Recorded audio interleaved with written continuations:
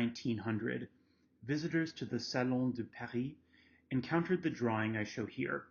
Titled The Beacon of Progress, it depicts a monumental tower, the tallest in the world, to be built on the site of the World's Columbian Exposition in Chicago, which its designer, Constant-Désiré de Pradel, had visited in 1893 during his first ever visit to the United States. De Pradel's participation in the Paris Salon was a triumphant homecoming for the French architect. Born in the French province of Chaumont in 1862, de Pradel matriculated into the architecture section of the Paris École des Beaux-Arts at age 20 and completed his studies in the atelier of Jean-Louis Pascal, earning a diploma in 1886 and the coveted Prix de Rome in 1889. Yet the story behind de Pradel's tower is one of transnational origins. He was recruited to teach and lead the architecture department of the Massachusetts Institute of Technology, or MIT, which he joined in 1893. His arrival in the United States coincided with the Chicago Fair, which, in his eyes, represented the quote-unquote genius of the American people. Over the course of 7 years, de Pradel developed the project shown here to commemorate the Chicago Fair and to embody the unique characteristics of American civilization, as he perceived them. The resulting building was nothing short of utopian. A colossal obelisk, 1,500 feet in height, buttressed by 13 smaller obelisks at its base, and surrounded by rows of triumphal lions, all drawing reference to the palaces of ancient Egypt, Babylonia, and Assyria. The Beacon of Progress was a triumphant success in de Pradel's native France. The project was awarded the gold medal, or first prize, in the architecture section of the Paris Salon, and the French government decided to keep many of the drawings for permanent display in the Musée du Luxembourg as a representation of the finest achievement in modern architectural design. It is difficult to convey the sheer scale of de Pradel's vision in the format of a PowerPoint presentation. Some drawings, like the one here, were veritable monuments in and of themselves. This elevation rendering is a staggering 4.5 meters tall and 3 meters wide. It consists of 20 sheets of paper glued together, allowing de Pradel to convey the magnitude of the tower's verticality and to depict the array of ornamental detail at its base. Reproductions like the one shown here allow us to examine the sculptures and statuary at the tower's base with enhanced clarity. We can see how de Pradel's vision of American progress was articulated through archaic forms, suggesting perhaps that a process of civilization that began in antiquity reached its final form in American modernity. Verticality was crucial for symbolizing this imagined progress. Moreover, verticality was given a discrete sculptural form through the obelisk, which de Pradel used in a variety of scales. As I mentioned earlier, 𝗵𝗫𝗫 encircled the central tower with 13 smaller obelisks, each symbolizing the 13 original colonies of the United States, and more broadly, the process of white European settlement in the Americas as a triumph of civilization over barbarism. Of central concern was the building's height relative to other tall structures around the world. For 𝗵𝗫𝗫, an expression of American civilization required a conquest of the sky.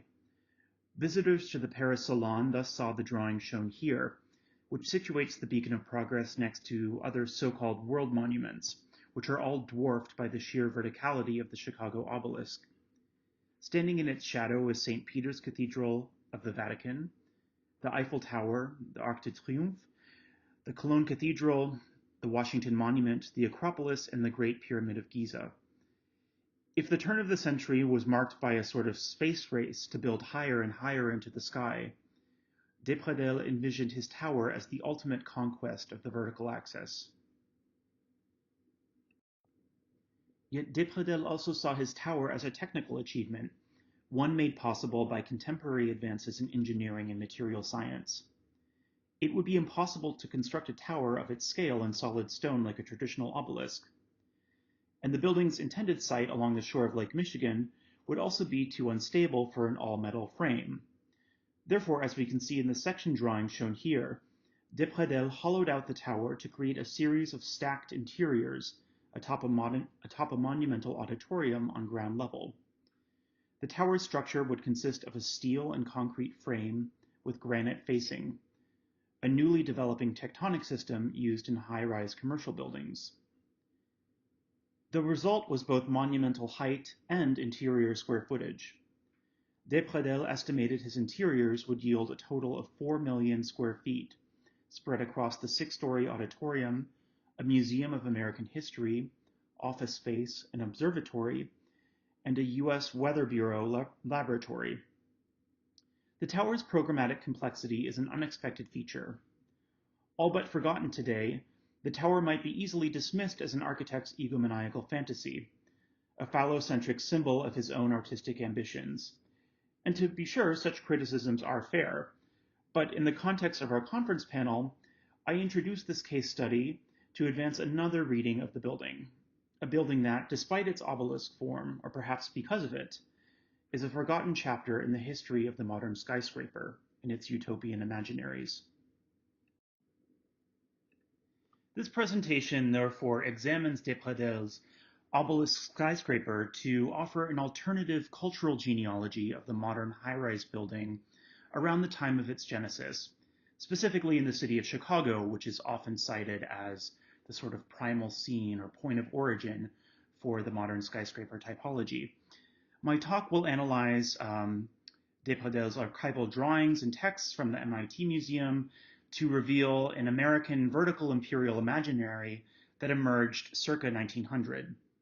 Contrary to prevailing narratives that link architecture's new heights to engineering and technology, I argue that 𝗵𝗫𝗫 turned to the classical form of the obelisk to negotiate uncertainties of national identity, race, and land, particular to the Americas. The Beacon of Progress is arguably the culmination of a century-long obsession with obelisks as expressions of political power and dominion. From Napoleon's looting of Egypt to the somber gray Washington Monument in Washington, D.C., which we see on the right, and which was, I should mention, the tallest structure in the world prior to the Eiffel Tower's completion in 1889, obelisks became vital instruments for framing urban narratives of imperial conquest over the course of the long 19th century. Scholars like Anthony Grafton have explored this history in its longue durée, with studies on obelisks that focus on their European reception from the early modern period to the present. My paper uses 𝗵𝗫𝗫's Beacon of Progress to develop a new American context for the architectural obelisk, whose verticality, I argue, contributed to an ongoing project of white settler colonialism. And here I should just briefly mention that we see two other examples of obelisks. On top, we see an Egyptian obelisk, which was moved into New York City Central Park in the 1880s. And on the bottom, of course, the obelisk of Buenos Aires by 𝗵𝗵𝗀𝗄. My examination of the interplay between verticality and coloniality in the Beacon of Progress crucially draws from several recent studies that have developed new methodologies for analyzing and conceptualizing verticality at the turn of the 20th century. The first of which is the book I'm showing here, 𝗨𝗧𝗢 by art historian 𝗫𝗓𝗫 which analyzes advances in French engineering and their deployment in the Eiffel Tower, the Suez Canal, and the Panama Canal, thinking about scale in terms of questions of empire, imperial expansion, and dominion. Moreover, my study also draws significant influence from Adrian Brown's book, The Black Skyscraper, Architecture and the Perception of Race, which offers a very fascinating literary critique of the modern skyscraper by looking at different narrative accounts by writers and poets of the early 20th century, who each looked at the modern skyscraper in the cities of New York and Chicago as a confrontation with perceptions of race and as a racialized typology, one whose verticality was seemingly reserved for white-collar, white business workers, but also one whose verticality might complicate our perceptions of race, namely by creating such a distance between the observer on an upper level and the sort of urban masses below, such that their racial characteristics were rendered indistinguishable, leading to anxieties. So I use these new perspectives and methods given to us by Adrian Brown and 𝗫𝗓𝗫 to revisit the very ground on which the Beacon of Progress was to be built, and to reconsider the racial politics and coloniality of the site, which was, of course, the quote-unquote white city of the World's Columbian Exhibition in Chicago of 1893. So by its very name, the White City, which we see here as an assemblage of neoclassical Beaux-Arts architecture with naturally an obelisk, one detects a certain matrix of anxiety surrounding racial identity in the city of Chicago, but also the United States of America, more broadly speaking.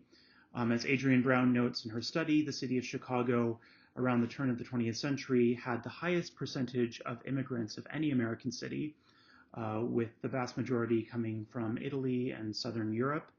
But then also there being a great amount of internal migration in the United States, with Black Americans migrating en masse from the South to northern cities like Chicago in search of work. So what one sees in the quote-unquote white city is an attempt to create a sort of fixed racial identity for the city of Chicago, but also the United States of America through this sort of white architecture. One must also bear in mind that the imaginaries of progress and civilization that were enshrined in the Beaux-Arts architecture of the Chicago World's Columbian Exhibition were deeply intertwined with processes of settler colonialism in the United States, but then also more broadly across the Americas. So the exhibition was created to commemorate the 400th anniversary of Christopher Columbus's arrival in the Americas, and a centuries-long process of European settlement that delivered the United States and the Americas, more broadly speaking, into its point of quote-unquote modern civilization that the fair's organizers perceived at the time. But interestingly, the exhibition was organized around the time of an 1890 census report released by the United States Census Bureau that declared the western frontier of the United States as being closed for settlement. And so the Census Bureau made this announcement because they decided and determined that there was a population density along the western coast of the United States that signified that the entire landmass of the United States had been settled by white settlers and therefore the United States was sort of fully enclosed within a realm of civilization defined by white settlement. And I argue that it is within this context that we must understand the vertical frontier as being a sort of new space for settlement after the horizontal frontier of the West had already run its course. My juxtaposition of verticality and settler colonialism might seem far-fetched, but in reality, if one looks at the visual culture of early 20th century America, there are in fact many examples in which the architectural form of the skyscraper is juxtaposed against the human form of the indigenous or Native American to articulate new narratives of modernity specific to the Americas. So as we can see on the left, this is an illustration from the cover of a French journal from the 1910s, which illustrates the very curious incident that took place in New York City during this period when a tribe of Blackfeet Indians from Montana in the American West were brought to New York City and actually positioned on the rooftop of a skyscraper where they set up camp as a sort of people zoo, a sort of grotesque spectacle for white New Yorkers to come and observe the curiosity of these indigenous peoples, removed from their ancestral lands and put in the alien modern environment of the metropolis.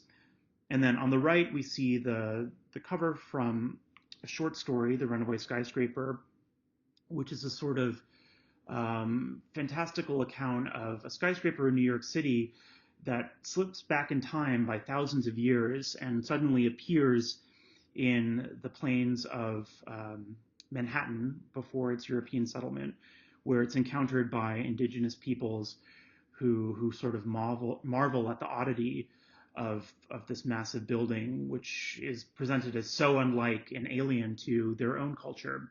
So I argue that in both of these cases, the figure of the skyscraper and the figure of the indigenous American are juxtaposed to put forward a narrative of settler colonialism, whereby the indigenous American is incompatible with forms of modern life, and as these artists put it, the indigenous American will ultimately face extinction in the form of the modern vertical American built environment. It's unclear to me if 𝗵𝗫𝗫 was aware of any of these narratives. However, given the symbolic nature of his proposed tower, I would like to put forward the argument that the beacon of progress must be understood as a gesture of settler colonialism, not unlike the violent extraction of resources and the exploitation of native peoples that accompanied the processes of war and the seizure of land by European settlers. Instead, what one sees in 𝗵𝗫𝗫's tower, I argue, is the importation of European knowledge and power in the form of Beaux-Arts planning toward the end goal of extracting and claiming another resource, namely the sky along the vertical axis of the building site.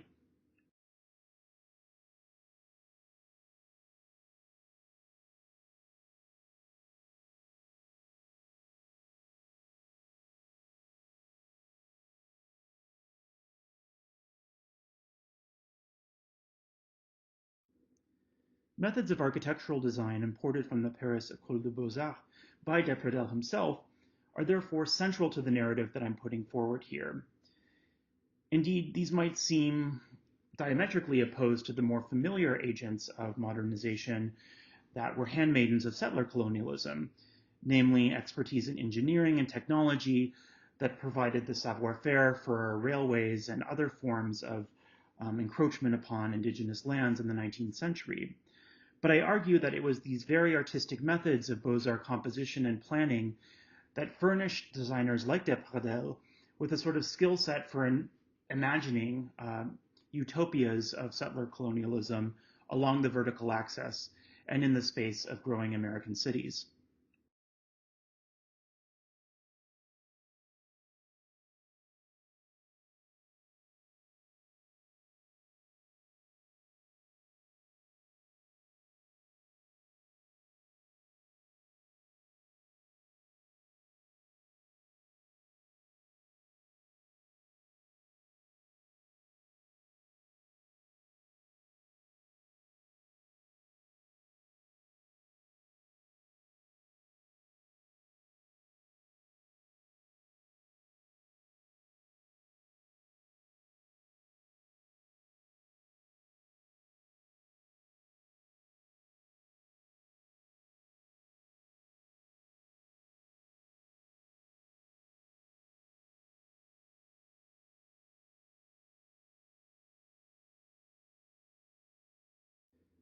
My preliminary research into 𝗵𝗫𝗫's papers at the MIT Museum revealed the building's design to be very much one driven by logics of Beaux-Arts planning, and the various iterative studies and sketches and figural forms that accompany them. So here I'm showing you just a sampling of the many sketches that exist in the archive that testify to how 𝗵𝗫𝗫 deployed his Beaux-Arts architectural expertise to envision this new vertical utopia in the form of the Beacon of Progress. But to be sure, this was also a moment in which the Beaux-Arts system was confronting its own limits in its capacity to provide architectural forms for the modern metropolis. And this is something that architectural historian Jean-Louis Cohen has discussed and described as a moment of crisis at the École des Beaux-Arts in Paris, where architects were looking at cities like New York and Buenos Aires and other cities across the Americas and the sort of new architectural typologies that were developing there that had no precedent in Europe. So this was a moment in which, from the European perspective, the Beaux-Arts system might have reached its limit in accommodating new typologies like the modern skyscraper. 𝗵𝗫𝗫 was never able to surpass those limits, however. He failed to secure funding for the Beacon of Progress despite years of searching in vain for a patron. The project was therefore unbuilt at the time of his death in 1912. Its last major presentation was perhaps the one shown here, a retrospective for 𝗵𝗫𝗫 organized by MIT and housed in its galleries. His monumental obelisk has since been all but forgotten. It would be easy to use this case study to illustrate a point of rupture between a 19th century model of classical verticality and a more modern 20th century verticality that emerged in the skyscrapers of the 1920s and 30s. What I propose here, however, is that we instead see the project as part of the long development of high-rise construction. The classical form of the obelisk, I argue, persists as a sublimated desire within later vertical modernities, a desire for spatial conquest at new heights, regardless of the human cost.